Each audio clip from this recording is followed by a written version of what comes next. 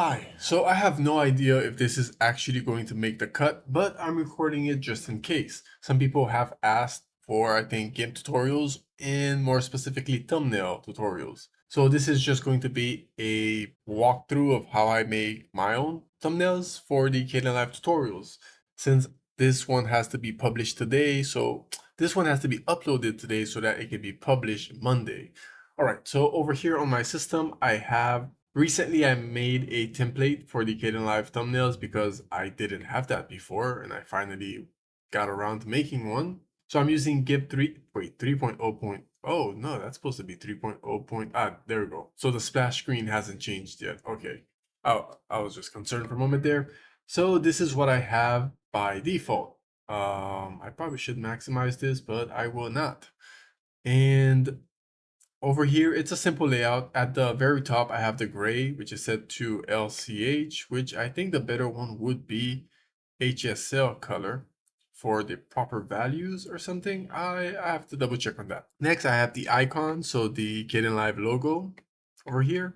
And we have the border, which is just the border around here. Now for the border, what I'll usually do is I have a keyboard shortcut for hue saturation, but you can just go up to colors down to, where is it? Hue saturation. There we go. So I just add a hue saturation and then I can change the color of the borders on the fly and the saturation, the lightness, etc. All right. Oof.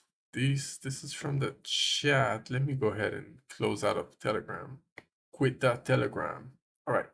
So, and now with the new non-destructive effects, oh my god, this makes it so much easier. There you go. We have the hue saturation. I can toggle on and off. I'll leave it off for now. Then we have the noise, which I add a bit of noise over everything. When I'm done, we have the title folder, the frame. The frame usually refers to something I'll capture from the interface. And then we have our gradient, solid, and background. The solid is usually a solid color that I put myself. I know there's background, but it's just the way I operate. So most often what I'll do is open up Kdenlive. You'd think I'd have a library of images or so, but no, the backgrounds change sometimes. Let me mute my phone because there we go. All right, so let's say I open something of the sort, and this is going to be what I'm gonna capture for the background. My face doesn't have to be there, so I can technically turn off this layer. I'll open this since that's the topic, even though it might not even show. So then I'll simply take a screenshot of everything, copy the screenshot to clipboard, switch back to GIMP. Go, oh wait, what? Oh, right, the keyboard shortcuts have changed. Oh, that sucks. Anyways, so I'll go to the frame and then I'll Control V. Right, you no longer have to do the floating layer thing. Why is this happening? Right, I'll put it inside a frame, turn on frames, and there you go. This is the background technically. Oftentimes, I'll simply blur it, so Gaussian blur, and I'll add a bit of blur. Doesn't have to be too much. Okay, non-destructive, remember, and frame will go under gradient. And for the gradient here, let's just grab our gradient tool, pressing G. I will not be saying what are the keyboard shortcuts because at this point, I have tutorials on all of these things, so you can find all of these. I'm going from opaque to transparent, jump over to the colors. Something, let's say orange, and give it a splash down here. The best one would be, I believe, radio. As such, something like this. And I might even add another one, usually the opposite color. Well, not opposite, but blue. This blue might be too strong. And we have this so far. And then I'll drop a blur onto it. So let's go with Gaussian blur. Crank it up. As such. Press OK, and there we have it. So yeah, so far so good. And then we can jump inside of title and start writing our title for this one. Now, I don't use images of myself, and this one doesn't have a specific, imagery that I would put, that I would use for it. So, all right, exporting, it's going to be white text, which is not changing for some reason. Right, because I'm not on the text over there. There we go. Exporting. And now we have our exporting here. What I usually use is Roboto. So Roboto Black. Let's increase the size of the text. A lot of my settings are not there since I switched to this version of GIMP. For example, I have the text usually set to point, and to do that, I would start a fresh session of GIMP. So I'm not going to do anything in it, and then I'm going to tweak a few tools in their settings. And when I'm done, I go inside of Edit, Preferences, and I get an error message. I haven't reported it because I figure I don't know if everyone gets it. I'm seeing so many errors being reported on Reddit instead of where it should be, but it lets me know that a lot of things are not exactly working, as expected. So then you go to two options. So you change everything, right? I would change this, for example, to points, and then you can save two options now. You can see I don't have it by default because I don't like the fact that it would save things every time I close, and then when I go back in, it's like the settings from the previous project. I don't really want that to be the case. But everybody has their own thing. So let's say exporting, and I might make it two different text things. Exporting from Kdenlive. Let's center align this. I'm actually going to center align this just in case. And now we can start positioning. The next thing I'll do, which I wonder if I have it automatic. No, I don't have it automatically. So it's going to be making a selection around the entire canvas. And then I go to guides and rule of thirds as such. And this is just to have, a rough rule of thirds. All right, all good. So we have our guide, select none or select all, select none, I think. And from there is where I start to play around with things a little bit. So for this one in particular, exporting is going to have to be bigger because I don't have something else on the canvas to support it. Oh, it might be alt text, and in that case, I don't have a thumbnail in mind. I just go with the flow each time I do one of these. So so yeah, that's pretty much it. We have the align tool. So if I wanted to align this text, just do this and do the same over here. It's not doing it. Does it work like this now? Yep, perfect. From is black, so is Roboto not cutting it? I wonder. Let's see, do I have anything thicker than Roboto? Actually, let's just have a look. If I were to switch this to Roboto Slab Black. Nope, not liking it. It doesn't even need to say from Kdenlive because obviously this is from Kdenlive, but trying things out here. This is being heavily influenced though by another thumbnail, the text itself, because normally I would just put export your videos or how to export, but that will go in the title, so doesn't have to be here.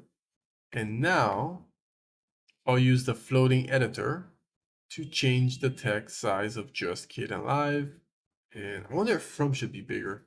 Like I said, this isn't a tutorial. This is just me recording the process. I don't even know if this is gonna make it anywhere. I guess grab this again. Let me see if it works the way I think it does. It seems to work the way I think it does, which is pretty cool. It's aligned center though. I don't know why it's shrinking in a corner. Maybe because, oh, okay, you know what? Let me just do this. If you really want things to stay aligned, you do a fixed box instead of the dynamic one, and now everything will stay in the middle when I scale it up or down as such. And what I'm thinking is inside of title, I'll do another folder and call this shape #1. I'll make a selection around the word export. I'm gonna go with rounded corners, increase the radius a bit. And now to fit it up with a yellow color, because that's like one of those things. Maybe more orangey. I'm not sure. There are probably like certain standards, not standard, but like a trendy type stuff. Right, there's no layer. Ooh, I made shapes the folder, not shapes the shape. #1, and then drop it in there. Let's move the folder underneath everything else as such. Right, this yellow needs more character. So closer to an orange, I guess. More saturated? Darker. No, not darker. Do you think it would work if the text, the exporting, if it was like a blue color? I don't know. Who am I talking to? There's no one here with me. You're in the future, technically, as far as I know. Let's grab this blue. I don't know if there's enough contrast, so let's turn this on. And no, there's no contrast at all. All right. Yeah, there we go. A very dark blue, like this. Take away the guides, and I guess Kdenlive could be italic from Kdenlive. Should this be italic? Maybe not this one. 140, 136. Let's go with 140 as well.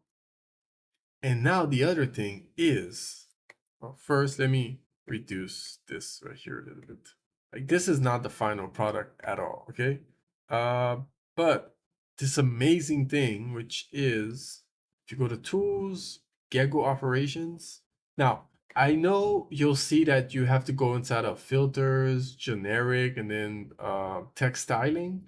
But I prefer using oh my god, what's his name? The Linux Beaver. I prefer using Linux Beaver's Gaggle operation because he has the where is it? Where is it? I really have to organize these better. I think it's this one. No, there's a continuous one. Where's the continuous one? This is gonna take a moment. Okay, let's see if it's this one. To check, it's simple enough. It's not this one. This one, there we go. Gecko Effect Continual Edition. Why do I prefer this one? Well, simply put, it has something that the other one does not have.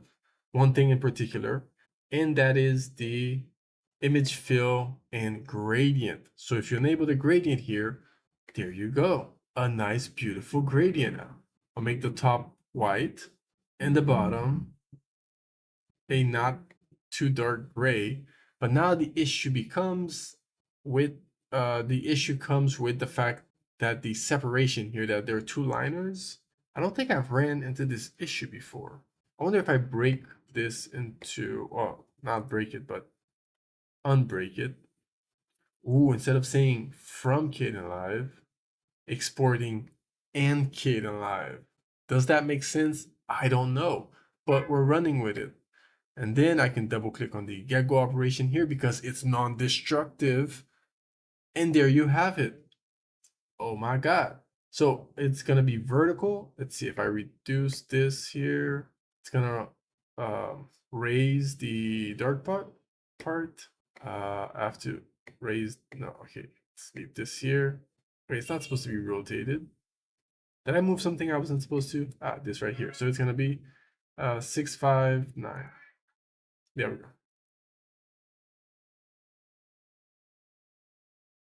There you go. Now, if I wanted to add other things, because it has more than just that, you know, you can add so many other things. You could. Like, I could even add the drop shadow from here, but I prefer not to. This is a preference thing. You might be like, this is more effects, but this is just how I like to go about it. I'll add the drop shadow from here. I'll drop the blur radius significantly, and then I'll position it closer to the actual body of the text. Sometimes I increase opacity, you know, give it more visibility, you could say. And there we go. The next thing would be to add a drop shadow to this shape. It's not mandatory. Actually, I think if I press Control F, yes, it simply adds the previously used effect. And there we go. Even better. Now, I don't think this shape is centered properly. I don't know. But before I go ahead and take care of that, I would like to go to Tools, Go operations and grab the same one from earlier, the continual. Why? Just so I can add a gradient again. Boom, there you go. I'll use the last use preset, go to the gradient tab, and then modify the values. And then you're like, oh, but it went all white. Change the blend mode from whatever it's on now to something like soft light. And now you have this nice little gradient on it. I mean, seriously, the new updates are so awesome. Like, if you just know how to use GIMP, like photo manipulation overall, you can do amazing things. You know, I've never really gotten into the spirit of just complaining about stuff. Like, it's a tool and I use it however it is to be used, and that's what I care about. That's it. Like, I don't look for excuses, I don't look to complain. Don't get me wrong, feedback is something else, but a lot of what I see is not feedback, it's literally just complaining. It's not to dunk on anyone, it's just what I've noticed, and it's somewhat it's unpleasant. It's unpleasant to see overall, because it's just wonder like how much more you could get done if you didn't spend so much time being mad, angry, I don't know, unsatisfied with it. Like, I'm pretty sure you could do so much more. I wonder what if I made it black. Black is a bit strong right now, so be like a sort of dark grayish, but still a little bit of blue, like this. Now, this is not perfect. The other thing I'm thinking about is reducing the size of the in, which will move the gradient. You know, I'm aware of that, like this. And then I'll click right here in the middle, and then I'll just drop this right here, which is going to bring them closer. Now I can grab the whole title, hold shift and move it down. Let's bring back the guides, see how we're going here with alignment. And there we go. It's like exporting in Kdenlive. Like, if I want to see if everything's aligned properly, I'll grab the entire canvas, grab this. I think it's right now. Click, yeah, control, and then I do this. There you go. See, they're aligned because I shrinked it up proportionally left and right. And if these two align, then it's aligned. And that's the thumbnail right there. This one is underwhelming. I won't lie. It's a little underwhelming. Let's grab the drop shadow, decrease the blur radius, increase the opacity. I'll grow the shape, and then I'll gradually increase the blur. See what's up. Maybe I should put it there, no, here, a little bit more out. And instead of full black, I'll give it just a little bit of like a purplish sort of bluish purple type color. All right. And that would basically be it. So this is thumbnail number one. This is the first idea. I don't know how good it is, quite frankly, but I can check by, say, disabled. Oh, I think I see what's going on. I'll open the gecko operation. Go to, it's the gradient. And let's try reducing the brightness of this white part. It's a little heavy, I won't lie, but that should kind of fix it, I think. Yeah. Now I can save as. So don't save, just save as. I'll go to the folder where it belongs.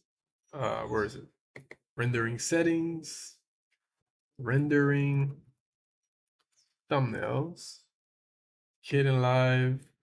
It's gonna be rendering settings thumbnail v1. Save. And that is the first thumbnail for this as of now. And now I can export it. Same name, rendering settings thumbnail v1. I like JPEG with the full name. I don't know why. And I'm gonna send this over to someone so I get a revision or something like that. Default settings, export, and we're done. There we go. I don't know how long that took, but that is basically how I go about a lot of the thumbnails. And actually, yes, this happens often, okay? I'll be done, and then it's like, I'm not fully done now, am I? I added a hue saturation, and I'm gonna desaturate the background a bit and lower the lightness as such. There we go. I'll save, and then Control E to export, which is going to overwrite the previous export. Usually I do V1, V2, but I don't think this is necessary for this one. Vivid light, yeah, I think that works. All right. Well, thanks for watching. If I posted this, and well, you know, I have Kden Live tutorials if you're interested, and let me know if you have any questions and stuff in the comments. I also have a GIMP class. I know things have changed in GIMP and it's important to know about these changes, but the GIMP class I made is still valid. Some of the keyboard shortcuts might have changed, but honestly, I do think it is in a very valid, very valuable class on GIMP, and I also have that for Kden Live. So check it out, and thanks for watching. I might add a little bit of a gradient to the text here, exporting. Don't you think that would make it kind of pop? Like, you know, come out a bit more, you know? The contrast is not super, but it works. Yeah, yeah, I think I'm gonna add something to this. Tools, Gecko operation. Where is it? It's this one. I should change the name of it so I can find it more easily every time I'm looking for it. Linux Beaver, everyone. Linux Beaver. So I would like to invert this. So the one on top is going to be the darkest one, and the one at the bottom is going to be the lightest one, as such. And the mode is going to be overlay. Let's try screen. Let's see what happens if I do screen. Let's make it a little darker. So yeah, the screen is a little too strong. It's a little too strong. So let's go with overlay. Yeah, it adds a little bit of a blue shine at the bottom here. That's what we're talking about. Like this. At the top here, we could, you know, it's a little bit not like it's not visible enough for me to justify doing this, but I'm gonna stick with it. Save. Oh, you know what? I think I can't solve this. I think I can add. Yeah. I almost forgot. I almost completely forgot, which I didn't completely forget, which is bevel and inner glow. You turn on inner glow, and then where's the inner glow? Inner glow size, increase, and you get this nice little thing on the borders here. Let's make it even lighter. Yep, I'm liking it. I'll decrease the size a bit. It is going a bit slow, but then again, I don't have like the craziest machine, and let's do the same with exporting. Actually, with all of them. Maybe not with this one. So cancel out of this, but I will do it with this one, which is it's actually part of what I do with the text when I used to even do it manually. Inner glow, enable inner glow, go here, make it fully white for this one. Reduce the blur intensity significantly and reduce the size. Increase the blur, but reduce the size as such. Okay, now we're talking. I'm going back in there because I might make this gray a little bit lighter, and press OK, and then OK, and there we have it. All right, this time for real, and just for comparison, I'm going to do V1 and V2, export, wait for the export window to pop up, like the actual choose your parameters window. I have to say GIMP 3.0.2 at this point. Well, GIMP 3.0 is a little slower than the previous, but there you go. All done. This time we're done for real. We're done for real. I'm done for real. All right. Thanks for watching and hope you enjoyed. See you next time.